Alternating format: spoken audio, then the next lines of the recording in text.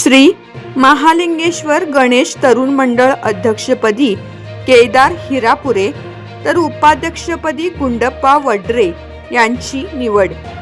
दक्षिण सोलापूर तालुक्यातील हत्तरसंग येथील गणेश तरुण मंडळाचे सण 2025च्या श्री महालिंगेश्वर गणेश तरुण मंडळ अध्यक्षपदी केदार भीमाशंकर हिरापुरे तर उपाध्यक्षपदी गुंडप्पा माळप्पा वड्रे, सचिवपदी सोमनाथ लक्ष्मण बिराजदार करण्यात आले आहे.